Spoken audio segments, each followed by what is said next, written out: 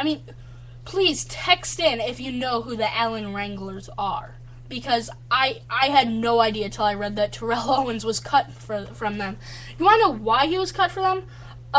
Above most reasons, for not showing up to an appearance at a children's hospital. At a children's hospital. That makes me sad. That Terrell Owens is too high and mighty to show up with a minor league football team, with a semi-pro football team, and to not show up with them to an appearance at a children's hospital. That's pitiful. That is absolutely pathetic on Terrell Owens' part. Maybe back, when he was good, back in like 2002, 2003, when he was good and when he wasn't washed up, I might have taken on Terrell Owens,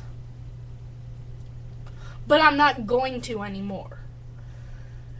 He dropped like 7 passes throughout the 2 games of preseason he played, or maybe it was 3 games. But he dropped way more passes than he caught, and he's not he's not what he used to be, and that's the bottom line about Terrell Owens, is he's not what he used to be. So to conclude, the Seahawks, I think, have done a very smart job. The Seahawks front office, the general manager and Pete Carroll, they've done a great job, I think, working together and figuring out what moves they want to make, what they want to do to improve their team.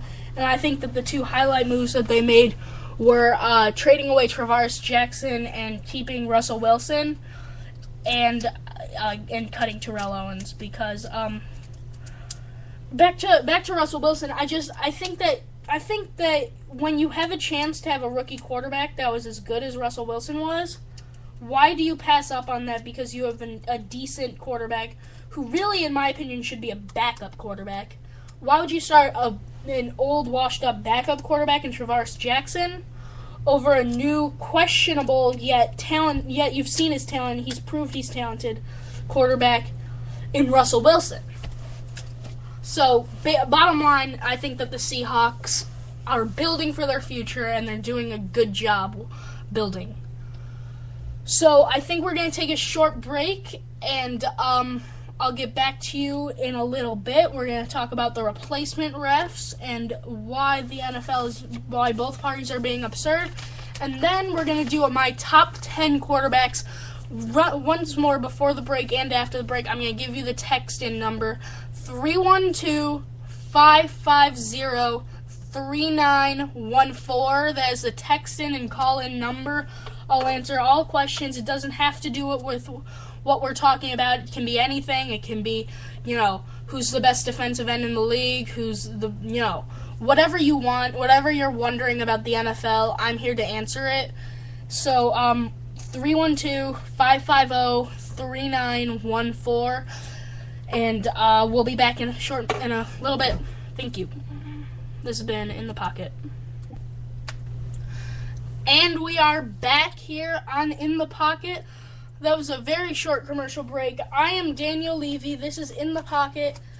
We've already talked about Seattle and Jacksonville, and now let's shift our focus to the entire league. And before we do, I'm going to give you the text-in number one more time. Please, please, please text in, call in, do whatever. I want you guys to be a part of the show. I want you to be included in the show. So please, if you have any questions, like I said about a minute ago, it doesn't have to be related to what we're talking about. If you're a New York Giants fan and I'm talking about the Seahawks, but you're wondering whether Jason Pierre-Paul is the best defensive player in the NFL right now, then ask me, because it doesn't have to be related to what we're talking about. So please, 312-550-3914. That is the text-in and call-in number. I'll be answering them whenever you send them in. So please do so. And before we start with the replacement refs talk, I would like to say how happy I am that it is 2 days, 6 hours, and 38 minutes till the start of the regular season. That enough makes me smile, because it just means, I'm watching the countdown right now. It's at the corner of my screen as I'm talking to you guys. And I'm watching the seconds countdown. I'm just like, we're 1 second closer to Cowboys-Giants to start the NFL on Wednesday night, and I can't wait. So, unfortunately, with that season opener comes one down part. The replacement refs, who are going to be starting week 1, are terrible. They have missed, I think they missed 10 calls a game. 10 important game impact major calls a game. That is how bad the replacement refs are. These guys haven't even done Division I college football. Some of the preseason refs may have done Division I football, but now, guess what? College football started. And so these refs need to go back and do their job wherever they're refereeing their college football games.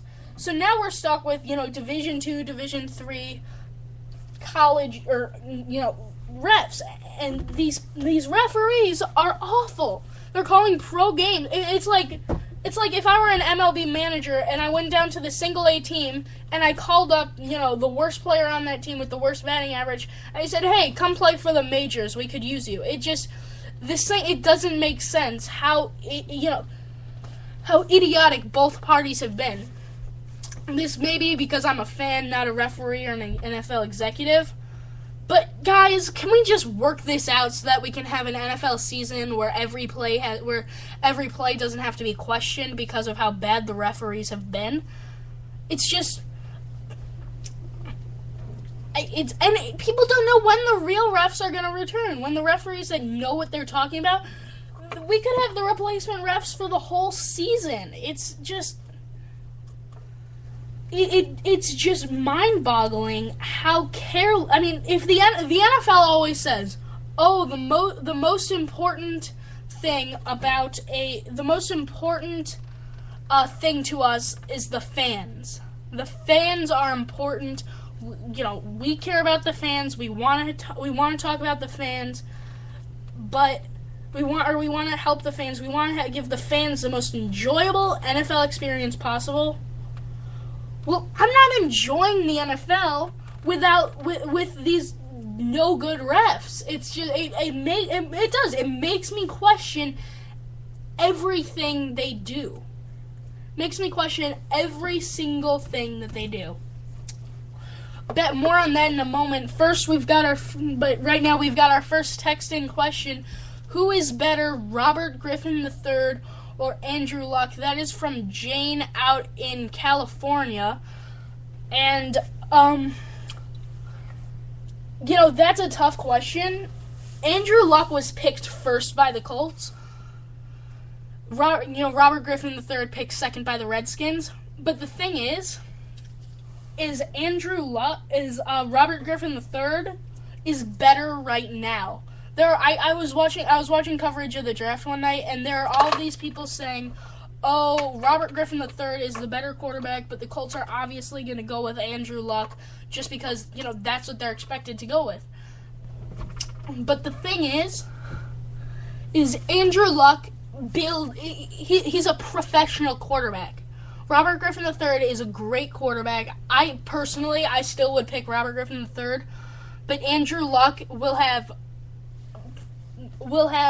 a better career, I think, just because teams want the guy who's a professional quarterback. I think dual threat quarterbacks are the best asset a team can have, but most NFL general managers seem to disagree. So I think that Robert Griffin III is better. However, I think that to most NFL general managers, Andrew Luck is better and more valuable. Andrew Luck will probably have the better career, but Robert Griffin III will have just as good a career, I think, but also I think that the impact he'll have on the Redskins will be much greater than the impact Andrew Luck will have on the Colts. And the reason is the Redskins, they're not a bad team with RG3. I personally don't think, obviously they're in a pretty tough division, the NFC East. But I don't see the Redskins being at the bottom of that division much longer. I think the Giants are on the decline. The Cowboys are on the decline. The Eagles, they're a pretty big question mark right now.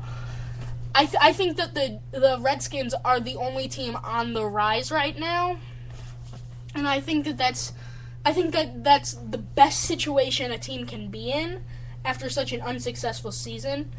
Because, you've got this whole division is, getting worse each year. But this one team at the bottom of the division is starting to skyrocket. And I think that's what Robert Griffin III is going to do for the Redskins. He's smart. He won the Heisman. You can't argue. He won the Heisman. He won it over Andrew Luck. That says something. That says that every Heisman winner in NFL history has voted, or not every Heisman winner, but but a majority of them have voted that Robert Griffin III is better than Andrew Luck. And I agree with them, but I think that the NFL disagrees. We have another question from Bruce in Boston.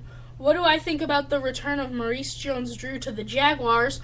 I was just talking about that earlier. I think that Maurice Jones-Drew, if I were him, I would, not if I were him, but I think that he should have held out longer. I think he should have made the Jaguars pay, because the Jaguars don't deserve Maurice Jones-Drew right now.